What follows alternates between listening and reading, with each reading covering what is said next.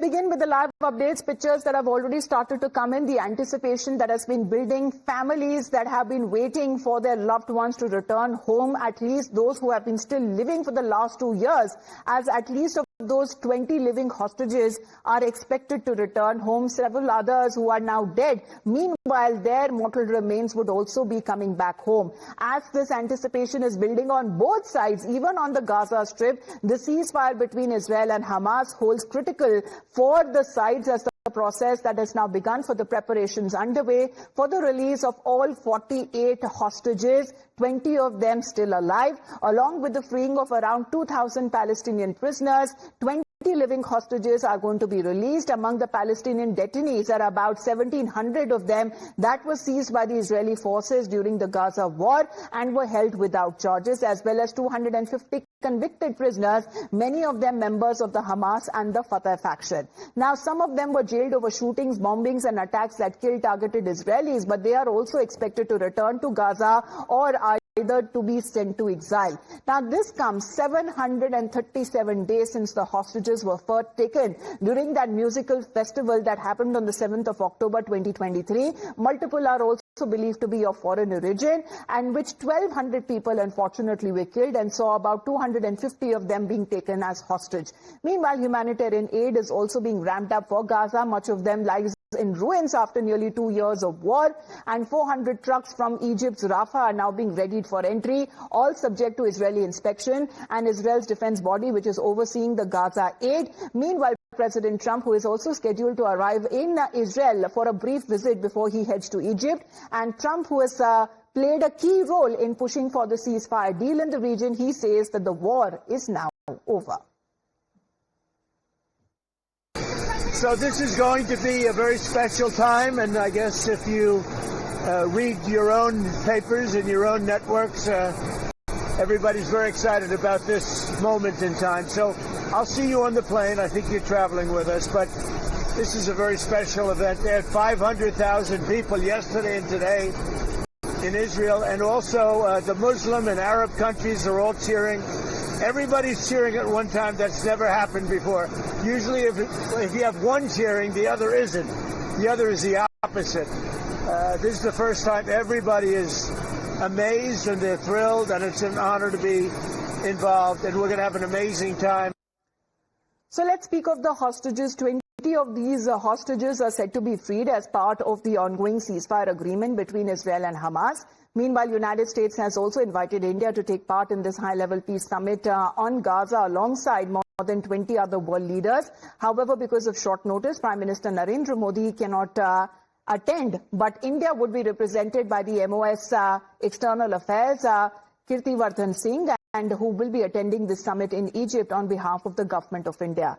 But let's get you exactly when it comes to an attendance, where the pictures that are now coming in from the Israel-Hamas border. This is from the Israel-Gaza border, rather, and the hostages square that is in Tel Aviv. As you can see, multiple of those families there, and Israelis who are now cheering, donned in that Israeli flags, as pictures that are now coming in now as the anticipation continues to build. Well, Shinjoy, pictures of those 20 hostages that has also been released for now. What is being said, at least the families know that their loved ones would be returning home. But for the other families who, they have lost their loved ones, it would be a moment of closure for them.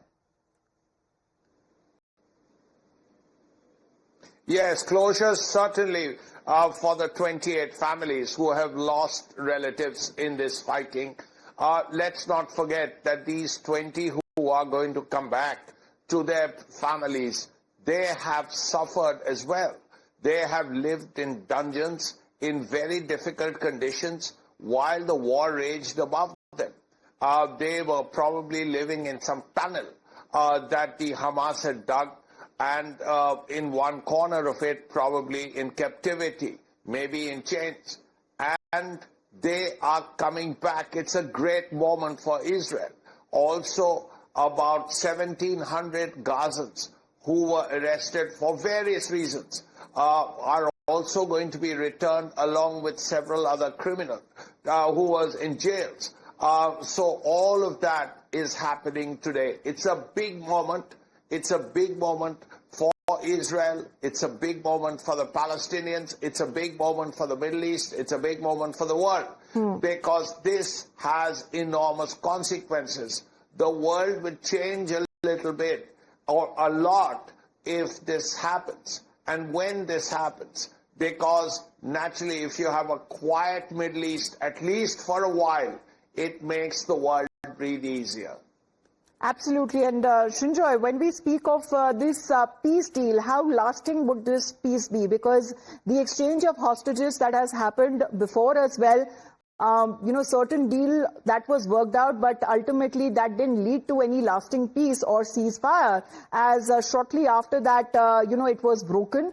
But the pictures that are now coming in, President Donald Trump, he is en route Israel. He would be spending a short while there before he heads to Egypt, where we are looking, this is going to be the first phase of the exchange of the prisoners and for the hostages that is going to be done from both sides.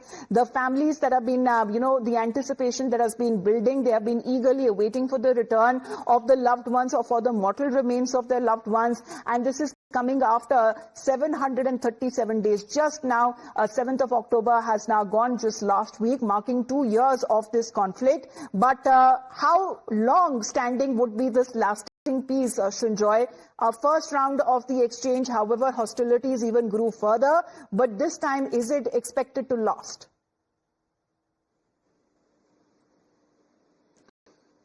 One can always be hopeful, and that's the best anyone can do. There are really two things here that have to be kept in mind. One is history. We know about the pact between Arafat and Rabin and what happened to it, what happened after that. That's one thing that has to be kept in mind. The second is the immediate future. Sure, the hostages are back. Sure, all these Gazans have been released. Sure, some of the older prisoners are being released. What happens after that? Who will be responsible for administration of the Gaza Strip? Who will be responsible for the reconstruction of Gaza? How much food will stream into Gaza once this exchange of prisoners take place? How far away will be the Israeli troops, the Israeli army from the Gaza Strip? How careful will the Israelis be?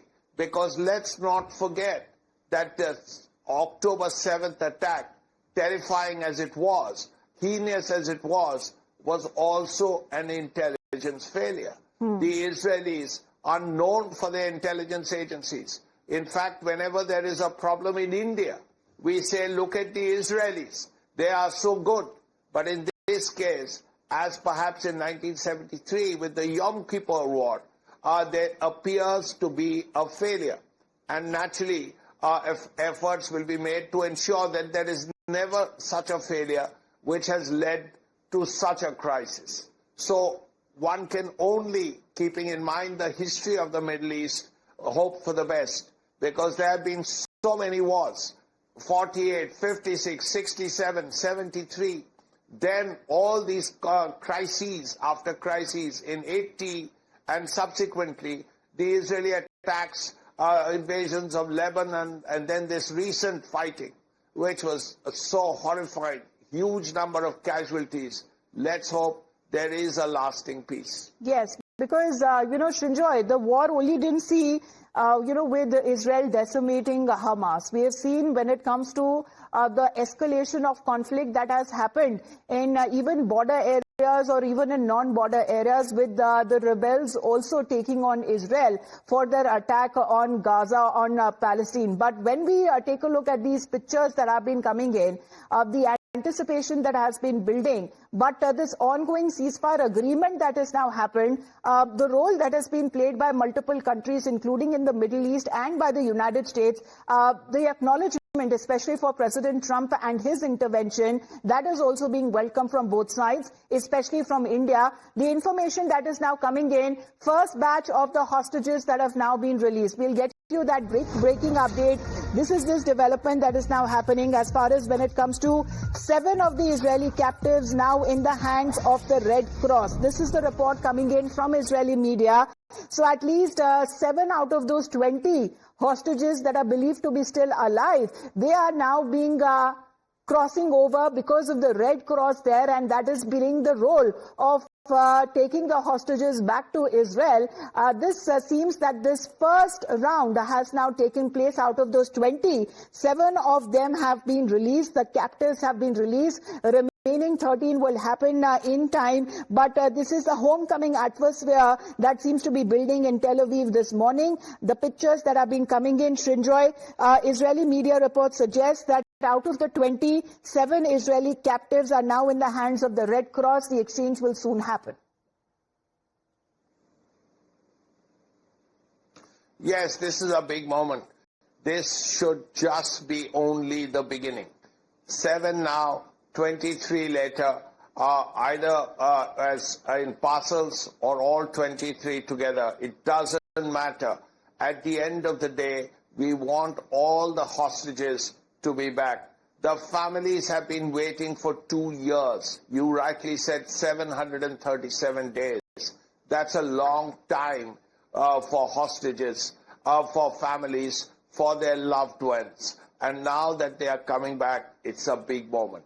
It's a seriously important moment, because if this leads to lasting peace, then surely something good would have happened. But even if it leads to temporary peace, peace for months, peace for years, it would be such a good thing, because this fighting has been catastrophic.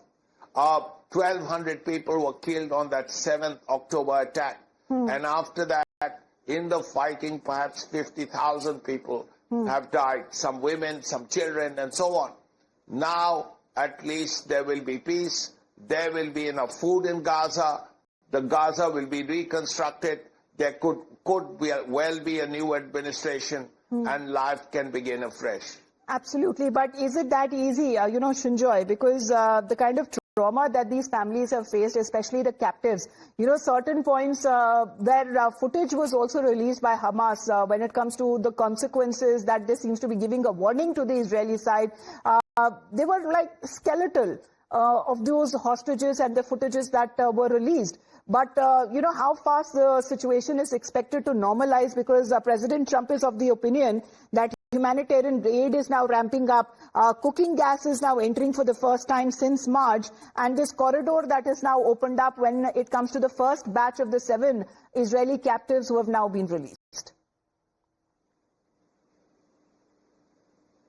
Yes, all of this is good news. The only question is, if you ask me, how long will this peace last? The answer is nobody knows. Nobody knows, keeping in mind the past and not knowing what the future will be like, because the past is very spotty. There have been good times, there have been bad times, really bad times. So as a result, this is something which is a toss of the coin.